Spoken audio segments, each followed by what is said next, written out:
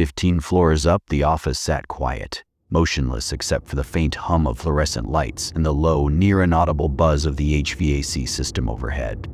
It was 3:12 a.m., and Daniel Reeves was still at his desk. He always stayed late, ever since the incident 5 years ago. The board called it dedication. His assistant called it burnout. Daniel just called it necessary. The glass and steel tower that housed Reeves Technologies loomed over downtown San Francisco. It was the kind of building you could walk past 100 times and never glance up. The kind of place where everything looked clean, but under the surface, rotting. Daniel leaned back in his ergonomic chair, eyes bleary, brain pulsing with caffeine and guilt. On his monitor, code he hadn't touched in an hour, next to his mouse, a cold espresso.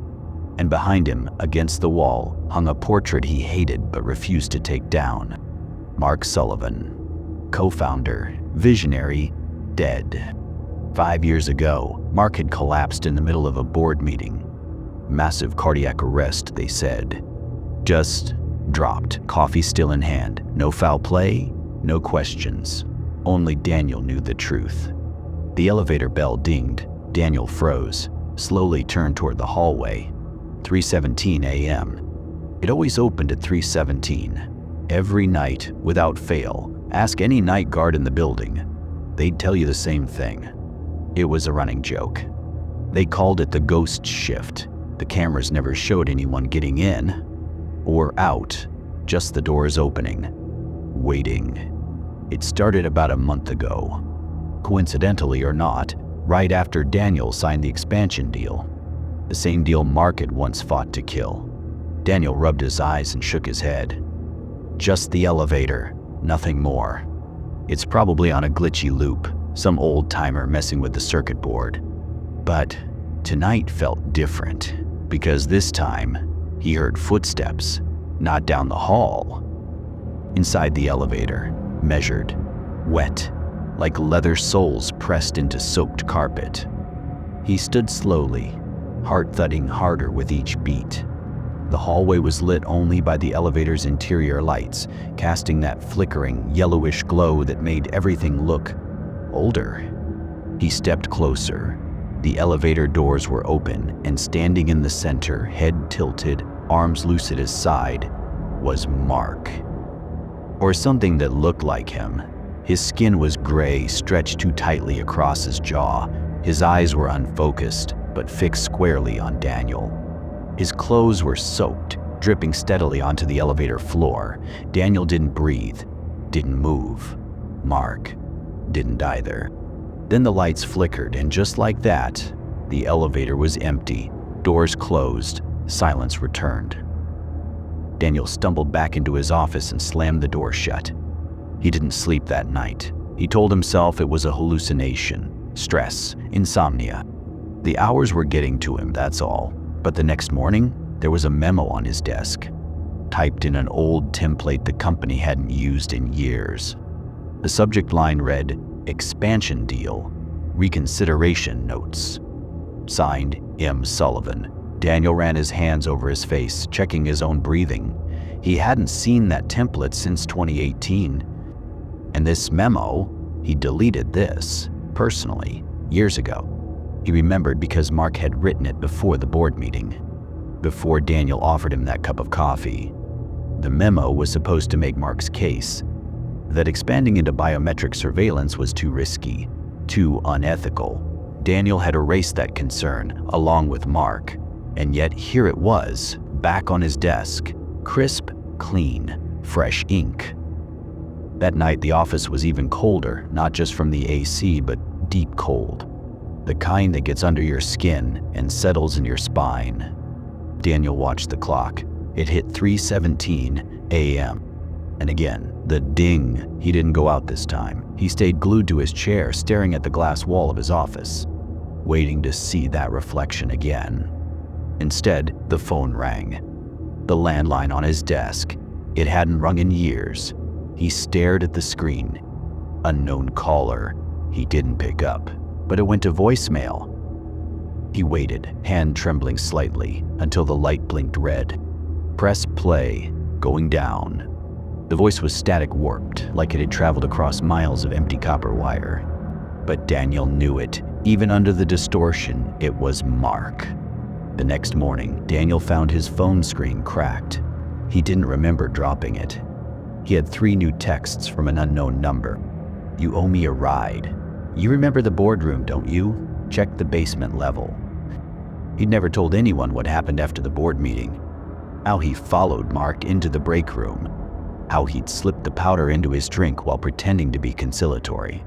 How Mark clutched his chest 30 minutes later, right in front of the whiteboard. How Daniel knelt beside him and screamed for help, but did nothing. He even caught a few tears on camera. Now his inbox had an unread message. From Mullivan at revestech.com. The account had been deactivated for years.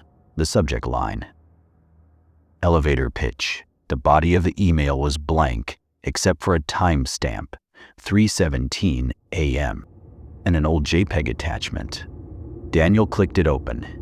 It was grainy, blurry, but unmistakable. A photo of him, standing at the edge of the elevator, looking inside. Behind him, just barely visible in the elevator's reflection, Mark, smiling. Dark, tense, and disturbing. Daniel didn't sleep, not after that last call. He'd thrown his phone across the room the second he heard the voice whisper from the static. Going down. But when he picked it up off the floor, there was no incoming call history. Just one voicemail, no timestamp, no number. Just breathing.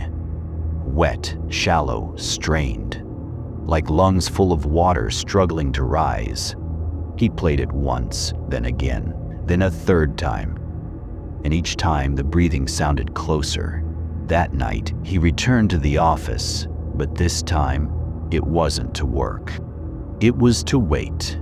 He sat in the corner of his office, lights off, watching the elevator through the glass wall across the atrium. The floor lights above the doors blinked slowly in a rising loop. 1, 2, 3, back to 1, never stopping. It was 2:41 a.m. He poured a drink. Didn't sip it.